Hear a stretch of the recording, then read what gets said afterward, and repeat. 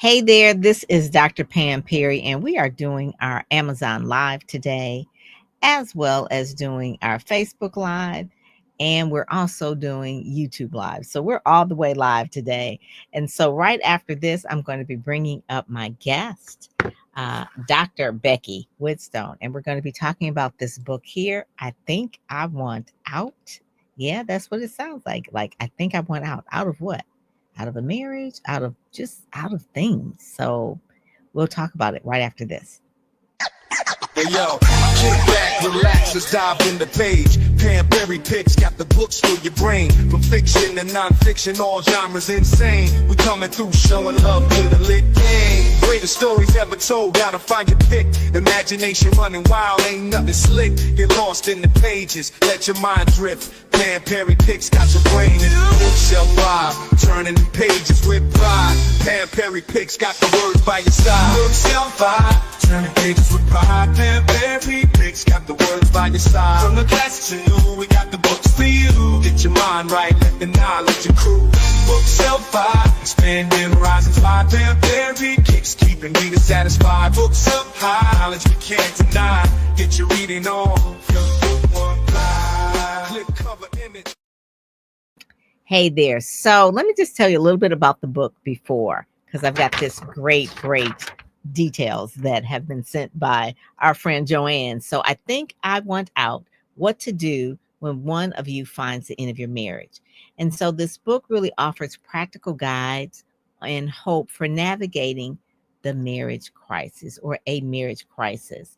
And Dr. Whetstone is known as the marriage crisis manager. She uses decades of experience as a licensed marriage and family therapist to help couples to slow down, make intelligent decisions, minimize regret, regardless of whether the journey ends in reconciliation or divorce.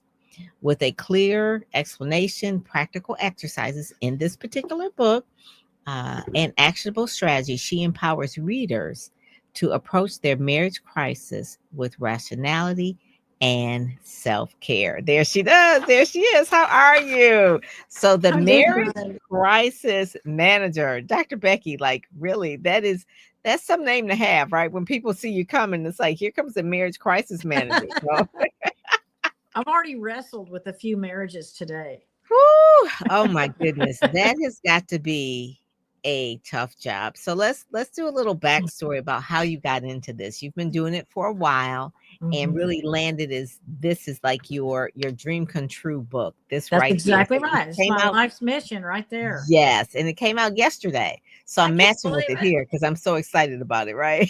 Yes. I'm So so tell us excited. how you got started doing this type of work. Well, number one, like I became fascinated and really obsessed with relationships in my childhood, in my teen years. I used to be I devoured advice columns, Ann Landers, Dr. Joyce Brothers. So I Dear kind of Abby. decided, Mhm. yeah, dear Abby, and Irma Bombeck, and because I like the humor Yes, yes, piece. I loved her. Irma It, Bombeck too is from Detroit, by the way. oh, is she? I had no idea. I did not know that. Well, Yes, yes. so I wanted to be an advice columnist. That was so actually in college got a journalism degree and was going to set out to be an advice columnist. And I found out really quickly that you can't just become become an advice columnist. It's really hard to get into that, Mhm, willy mm. nilly if you don't know anybody. So I went and did other things, and I ended up getting married and having kids and becoming a housewife. And I thought, well, okay, this is going to work. But then, soon into it, I did not like being a housewife, and then my marriage started turning really, really sour. And Mm. so, over the course of we were married 8 years, but over the course of about 5 years, I was going like, hey, our marriage isn't good. We need to be doing something, and so my husband basically ignored, my requests, and we ended up in a marriage crisis. I hit that crescendo of stress where you say, that's it, I can't take it anymore. He came home Mhm. from work, and I said, I have got to get away from you.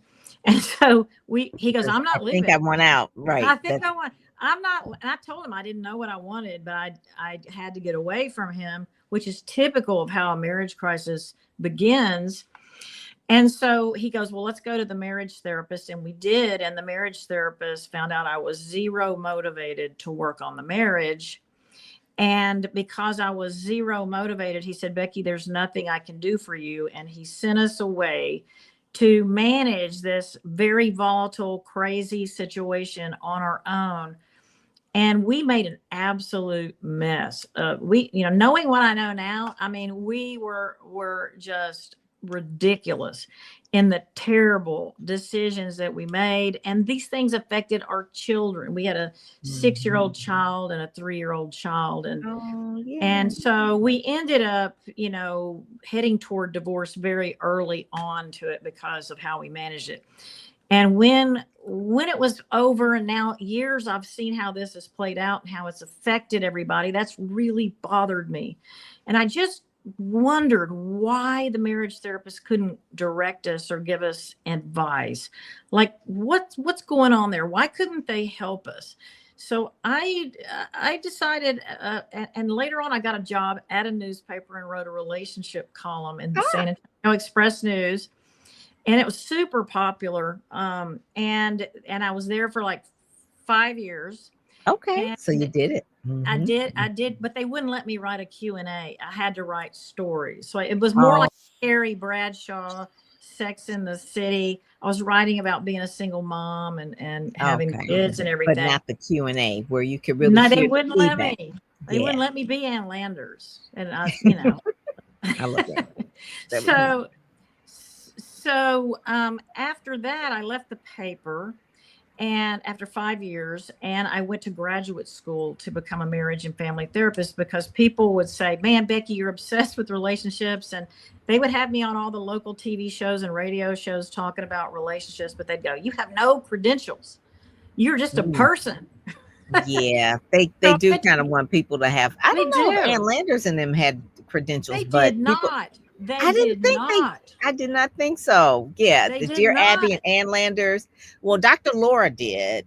That was and she was a physiologist, though, not even a psychologist or a counselor. I didn't know. She's Dr. Laura as a physiologist. Wow. And a lot of people don't know that. And I didn't. But the only one that had credentials was Dr. Joyce Brothers. Yes, I did. And then later on, Dr. Ruth kind of showed up to talk about sex and stuff like that.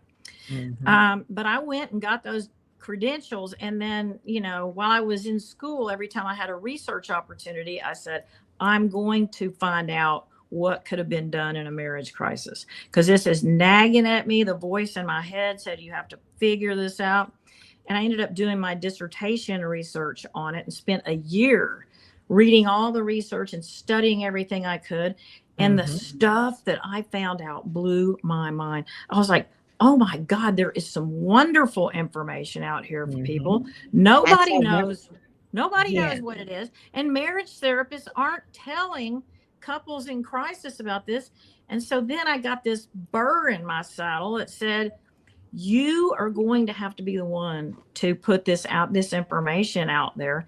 And to make a long story short, I've been trying to get this book out there for about 20 years.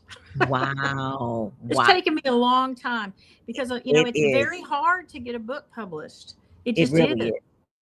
It really is. And this one is by Health Communications, Inc., which is a large publishing company. It's very large. I probably have a good percentage, at least 10% or 20% of my books are from HCI. Really? Oh yeah, they're really good. They're really good. These are the type of books that I read in the personal development space anyway. So I love these kind of books. But the thing that I want to say is that you talk about, even in your blog, some of the I guess you say resources. Is one of the resources I saw is that it was Gary Chapman, five love languages. And that was a book that I didn't even realize that was a thing, about the 5 love languages. It was like, And you've had romantic relationships. I'm sure you might even have been married or are married. Yeah, I am married. I don't see how you can have a successful marriage, honestly, without reading that and knowing what that is and practicing it first and foremost.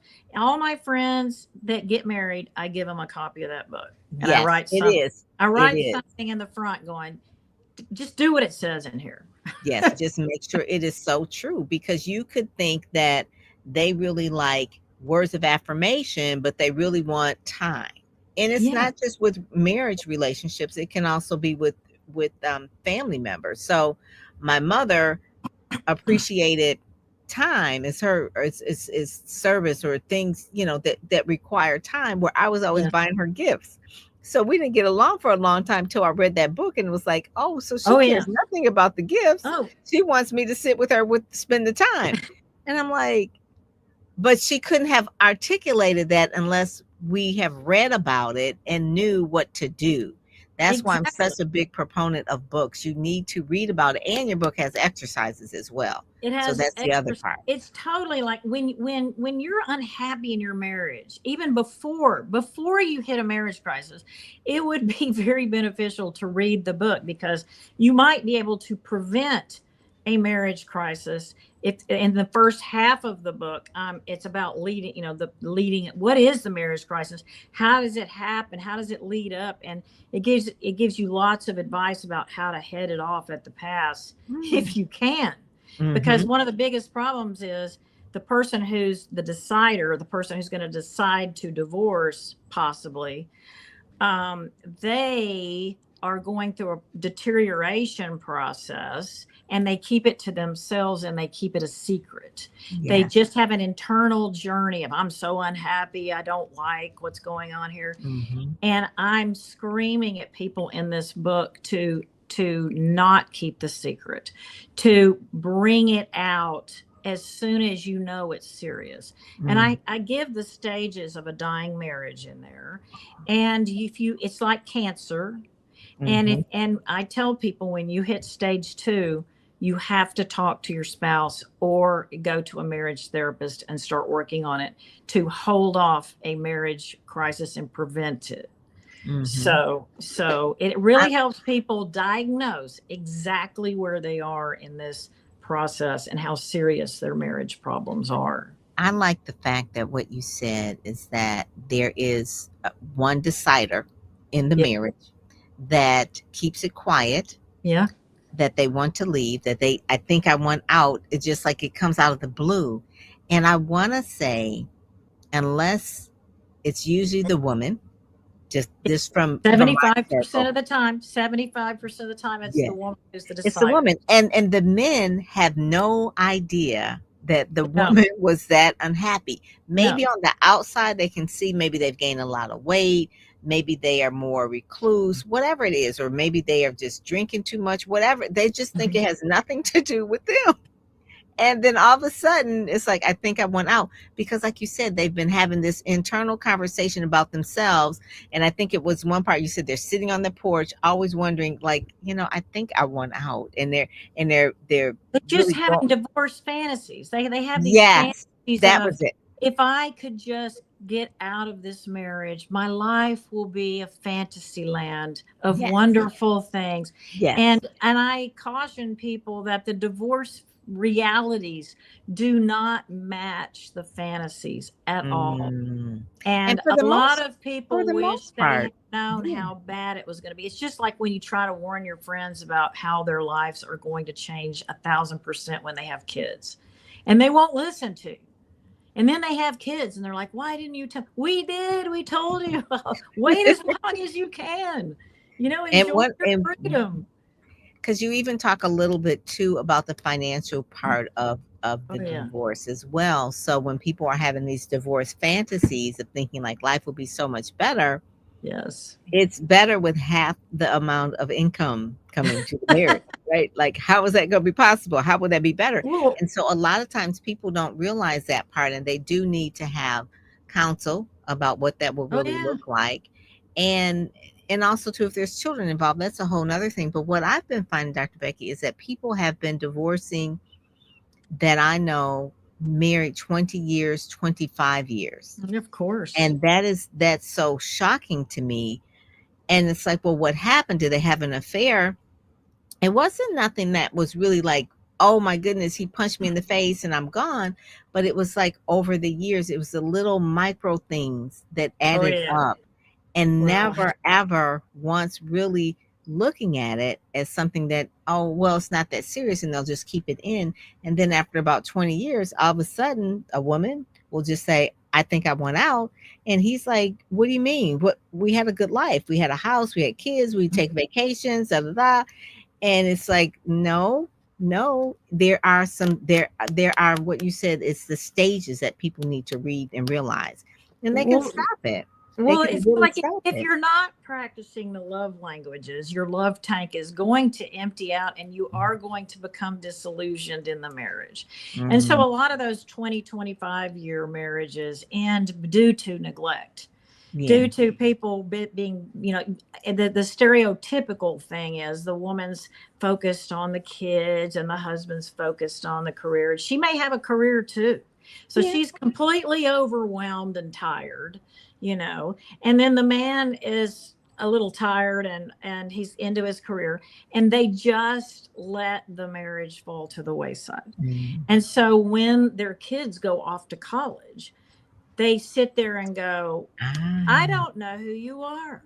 And and the wife might say, I want to go play now. I want to travel. Let's have fun. And the husband's going like, no, I got another 10 or 15 years in my career. And they're on totally different courses now. Mm. And That so is it's, true. if you haven't nurtured your friendship and connection along the way, it won't be there when Mhm. your kids are gone and your focus goes off of that. I like the fact that, because I like books anyway, but you give like a lot of recommended books in the back, but you also give a custody calendar example. They're just so, you put everything in it that you possibly could, that what people would think about, that they would need, that they don't think about. And it says, like, you have these points where you're giving them resources but also exercises, like what is your initial thought that caused your negative opinion, or your feelings after your initial thoughts, or evidence that supports your thoughts. I mean, it just gives you a your own workbook. And then you talk about the exercise of track your shame and intense emotional Yes. feelings. And I'm like, talk a little bit about that. Well, the thing is Toxic no shame. matter in it, well, toxic shame is the feeling of not being good enough. I'm Mm, defective. There's something wrong with me. I feel like I don't fit in. I don't belong. That is the scourge of, almost really every human I work with struggles with toxic shame on some mm, level. mm, And so if you've got a lot of toxic shame, you're going to be a difficult person to be married to. All right. mhm. So, but I'm dealing with people that are already married and they got the toxic shame. And so one of the messes we need to clean up is, okay, y'all should have, in the ideal world, gotten really healthy individually and then gotten married. But instead, I got two dysfunctional people that have a lot of trauma wounds and weird disorders and things.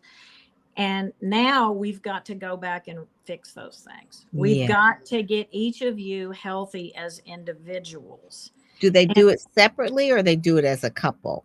they can do it either way. Like when if I just conclude that they need to separate, for example, and spend some time apart, then it is required that they be in individual therapy during that period of time. But Okay. if Okay. they go into individual therapy, it's like, let's say you and I are married, Dr. Pam, and I'm going to have to come visit your therapist one time and give them my overview of you as a wife, and you're going to have to come in one time and give my therapist an overview of life with Becky. So Oh, I don't want it to be like you just show up at your therapist and start griping about Becky. I want the therapist to be aware of both sides of the mhm, story, right? mhm, And mhm. then in that case, I'll be managing their crisis. I oversee their crisis, and they come in to see me about every other week. And I tried, and my first goal is, because they're all freaking out, the dust is kicked up. I got to get them calmed down and stabilized. So a Mhm. lot of those exercises in the book are working on the toxic shame, working on teaching them how to calm down and to widen their window of tolerance, so that, it takes a whole lot for you to get activated and riled up and to, go through the roof with, I'm so Mhm. mad at you. I want you Mhm. to be able to tolerate a whole lot. A lot of the clients, especially in marriage, in marriage crisis, their tolerance is very small, and any little thing just sets them That's off. it on. So some Yeah, of those exercises are meant to widen the river of tolerance so that you can remain calm most of the time. And that's what we're working toward. You want your nervous system to be calm most of the time for the rest of your life, not just in the marriage crisis. So all these things are going to set you up beautifully, whether your marriage makes it or not. Because if you don't fix yourself, you'll probably get married again, but you'll go back and end up in the same things with of dysfunctional behaviors. the anger and all of that. You think that changing horses midstream in your life is going to solve the problem, and it doesn't always solve the problem. No, I like this part where you talk about divorce often packs quite a few life's major stressors into a short period of time. And you did a typical list of what divorcing individuals go through in 1 year. Basically, divorce, 73 points, separation, 65 points, marital reconciliation, major change in health or behavior of a family member, major change in finances, that's a big one, in-law troubles, major change in living conditions, change in residence, and change in family get-togethers. And then you really talk about, 100 to 300 points really is a large point. 150 less means there's an emotional or physical illness due to low stress. But the more points you have, the more stressors you have within a year. The more likely you will have a serious depression, a serious anxiety, or a major physical illness due to all the stress that you're going to sandwiched up in a short period of time. So that's why I'm coaching couples like, yeah, your marriage is all kicked up. We don't have to make any quick decisions. Let's just slow this puppy down. I like that. Slow the puppy down. And we're going to get you where you're feeling so much more relaxed and calm, where you can access your rational thinking. And like someone told me today is, I don't even know if I love them anymore. I can't feel it. I can't feel my feelings for them. And I said, because you're all kicked up. And so we're going to get you calmed down. We're going to get you some space. And when all the dust comes down, you're probably going to find that you got a little warm and fuzzy still in there for your spouse. But part of the deal is they're going to have to correct the dysfunctional things that were going on before. We cannot go back to how it was before. It has to be marriage part 2. I like the part too. We're talking about we talk about infidelity, but then also too you talk about the midlife crisis and how that is kind of like affecting people in terms of the midlife crisis.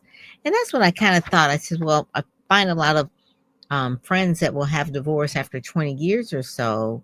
Not so much the younger years. The first 5 years is we're just incompatible. We just can't figure it out. But after 20 years, it's like, what else is going on?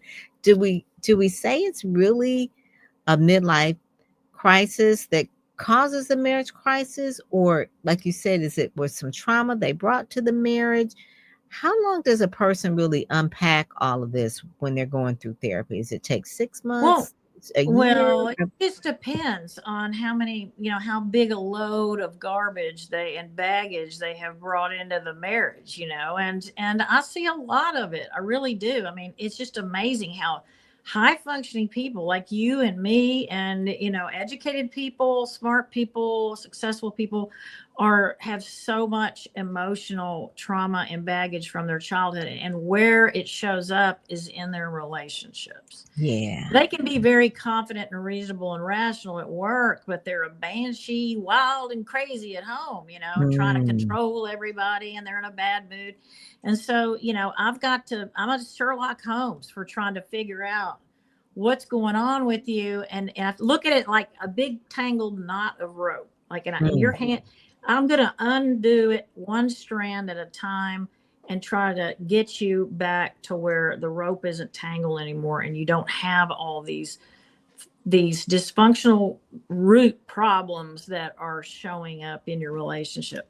Now, about the midlife crisis, that happens when you get somebody, let's say, when young couples come in and see me and go, we are not taking vacations for the next 10 years. We're going to work in our career and, work 60 or 80 hours a week. And we're going to go to school and we're going to, do all these things. And so they're in this mode of responsibility, complete responsibility, and they're not having any fun. And they're totally sacrificing the pleasures of life and for whatever. And so and I have it, let's say a man has a marriage crisis, a midlife crisis. And let's say his wife is a stay-at-home mom. And so he feels, I've been working my A off in my career to provide for the family. And I sacrifice so much for my family.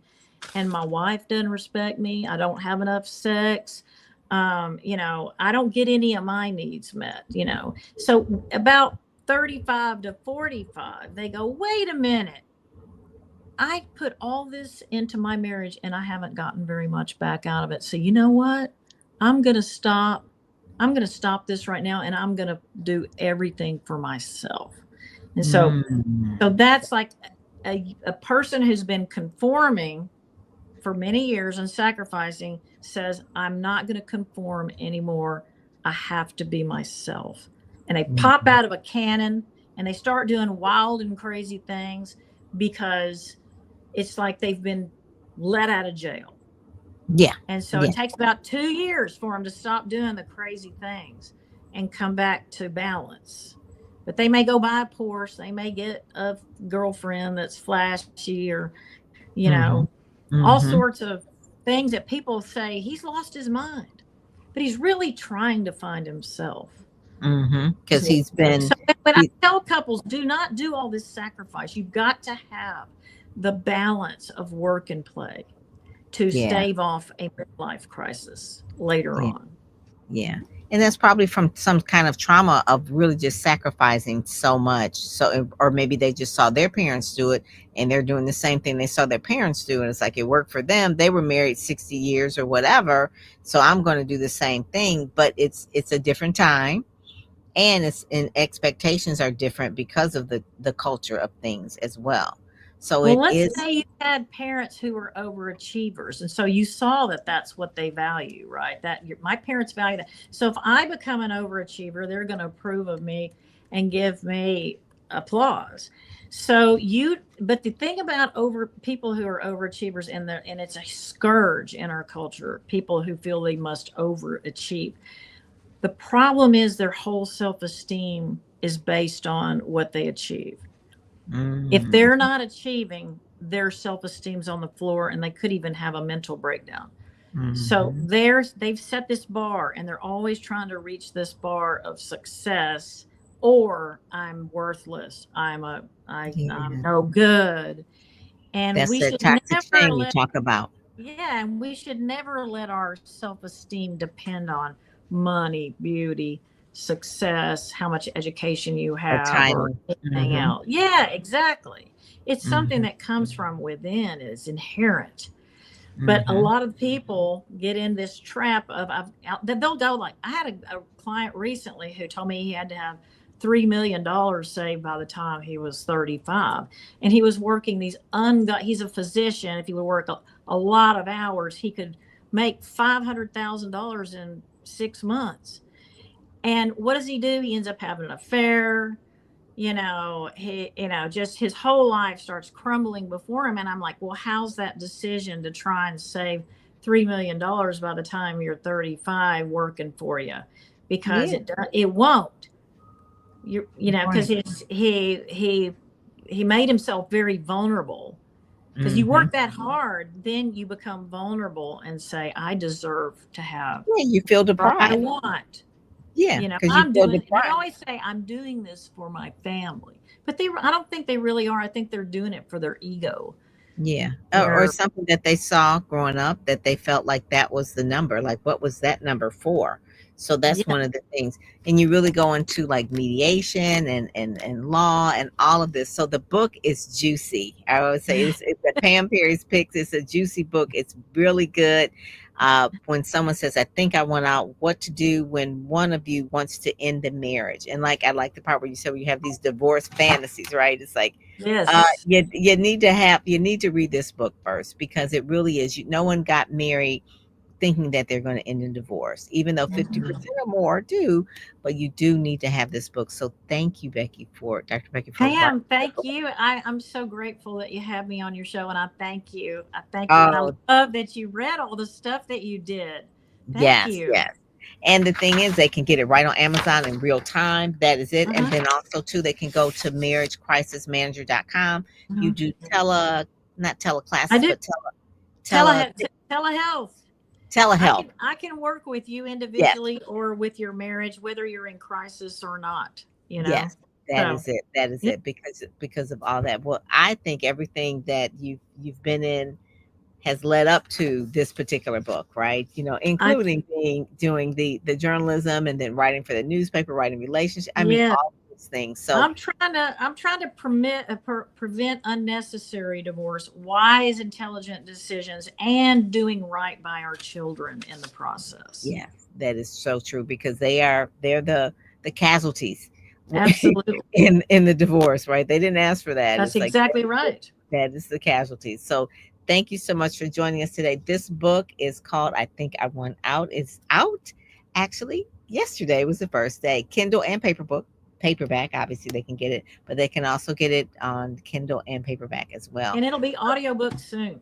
Good. I love audiobooks. I was going to ask you about that, but I didn't want to ask about it if it wasn't going to be. So I I'm love almost finished recording it. yes, audible books are great, great, great to have. So thank you so much for joining Pam Perry's Picks. And with that, I am out. God bless you guys. Talk to you soon. Bye bye.